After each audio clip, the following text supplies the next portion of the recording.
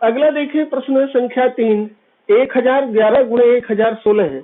इसको हम हल करते हैं तो उत्तर को हम यहाँ लिखते हैं सीधा 1011, तो इसका हमने लिखा यहाँ विचलन को, दोनों ही 1000 आधार के समीप के हैं, आधार इनका 1000 है, तो विचलन यहाँ हमने लिख दिया प्लस का 011 और इसका प्लस का 016, ये हो गया विचलन। और विचलन लिख के हमने एक संख्या दूसरे का विचलन, तो 1011 में 016 जोड़ दिया तो यहाँ हो गया आपका 1027, या 1016 में 011 जोड़ दिया तो ये भी 1027, इसका मान हो गया 1027। तो यहाँ हमने लिखा 1027 बायां भाग हो गया, और दाएं भाग में हमने लिखा दोनों का गुणा करके 16 का 11 में गुणा करेंगे 176, सीधा 16 11 176। अब चूंकि यहाँ आधार संख्या में 3 शून्य है, इसलिए सीधा हमने 176 यहाँ लिख दिया, उत्तर हमारा हो गया। यहाँ इसका बायां भाग हो गया 1027 1027 और दायां भाग हो गया 176। तो उत्तर के दोनों भागों को हमने निकाला, और ऐसे में हम चेक भी कर सकते हैं कि उत्तर हमारा सही है या गलत है। तो इसके लिए कम से कम हम ये देख सकते हैं, सबसे पहले वर्किंग में यहाँ हमने नंबर 1 स्टेप पे लिखा दोनों संख्याएं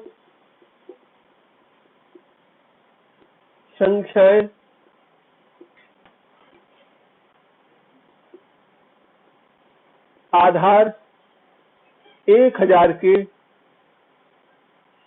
समीप है, दोनों संख्याएं आधार 1000 के समीप है। दूसरा नंबर, दोनों संख्याओं का आधार संख्या 1000 से विचलन, दोनों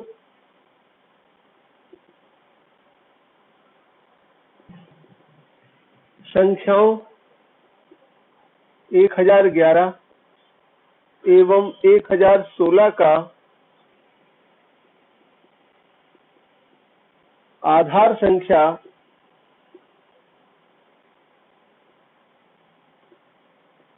1000 से विचलन क्रमशः 1000 को 1000 विचलन 1011 है, ऋण 1000 बराबर 011, और 1016 है, ऋण 1000 बराबर 016।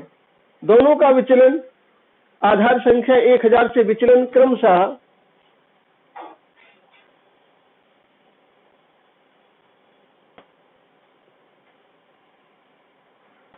011 एवं 016 है, ज्ञात किया। तीसरे स्टेप में हमने यहाँ, तीसरा स्टेप जो ले रहे हैं, तीसरे स्टेप में हमने यहाँ क्या किया, तीसरे स्टेप में ज्ञात किया हमने इसमें से बायां, उत्तर का बायां भाग,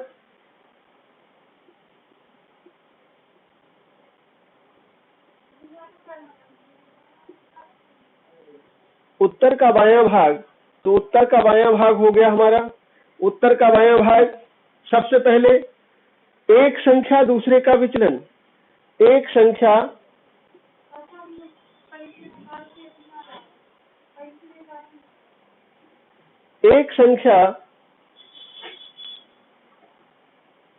धन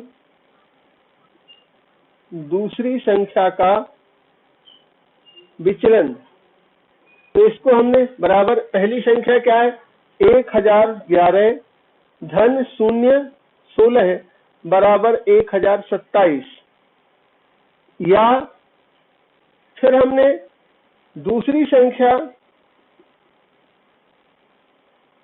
1016 है, दूसरी संख्या धन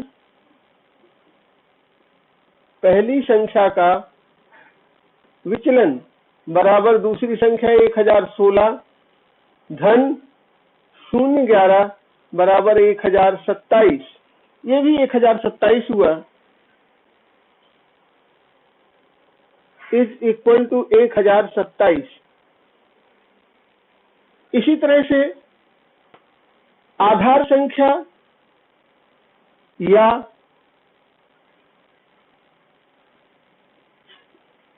आधार संख्या धन पहला विचलन धन विचलनों का योग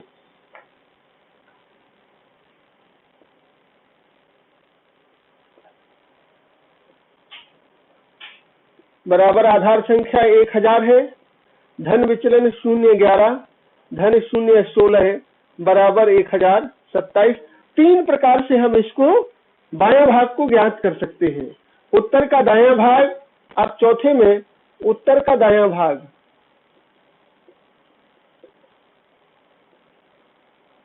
उत्तर का दायां भाग है तो उत्तर के दाएं भाग के लिए हमने यहां लिया, उत्तर का दायां भाग हमारा क्या हुआ, उत्तर का दायां भाग हुआ, तुरंत ही उत्तर के दाएं भाग को हमने दोनों विचलनों का गुणनफल, दोनों विचलनों का गुणनफल ज्ञात किया। तो विचलनों का गुणनफल क्या ज्ञात किया, 11 गुणे 16 बराबर 176 आया। अब चूंकि अब हमने देखा आधार संख्या में 3 शून्य है, इसलिए 3 अंक चलेंगे उत्तर के बाएं भाग में, और यदि आधार संख्या में 3 शून्य नहीं होते तो 2 शून्य होते तो केवल 2 अंक लिखते, सैकड़े का अंक हम बाएं तरफ जोड़ते इसको। तो इस बात का ध्यान रखना है, आधार संख्या में जितने शून्य हो उतने ही अंकों का उत्तर का दायां भाग हमारा उतने ही अंकों का रहता है। ये चीज सामान्य में हम लोग समझ गए होंगे सब लोग। और उत्तर की जांच करने के लिए हमने यहाँ उत्तर की जांच, तो हम यहाँ उत्तर की जांच भी लिखते हैं और देखते हैं। उत्तर की जांच में, उत्तर की जांच के लिए हमने क्या किया, वही काम, पहली संख्या 1011 का 1 धन 1 धन 1 विचलन कितना, इसका जो है बीजांक कितना हो गया 3, दूसरी संख्या का भी बीजांक 6 और 1 7 और 0 7 और 1 8, दूसरी का 8 हो गया। और हमने देखा दोनों के विचलनों का, जो दोनों संख्याओं के बीजांकों का गुणनफल 8 और 3 का गुणन 24, 24 का बीजांक 2 धन 4 6 हो गया।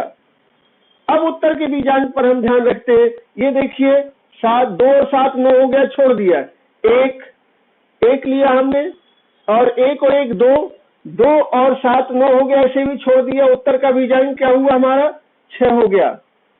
यहां हम लिखेंगे 1027,176 अर्थात 10,27,176 का बीजांक बराबर, तो हम जहां 2 अंकों का जोड़ 9 होता जाए वहां छोड़ते जाए, 7 2 9 हो गया, और 7 1 8 और 1 9 हो गया, छोड़ दिया, केवल 6 आ गया, ये आ गया। तो दोनों के बीजांक समान है, अतः हम कह सकते कि उत्तर का बीजांक 6 आया। उत्तर सही है, क्योंकि ये दोनों ही बराबर हो रहे हैं, हम देख रहे हैं दोनों बराबर हो गए, अतः उत्तर सही है। ये जांच हो गई, उत्तर की जांच हो गई। इस तरह से हमने इन प्रश्नों को अभी आधार संख्या से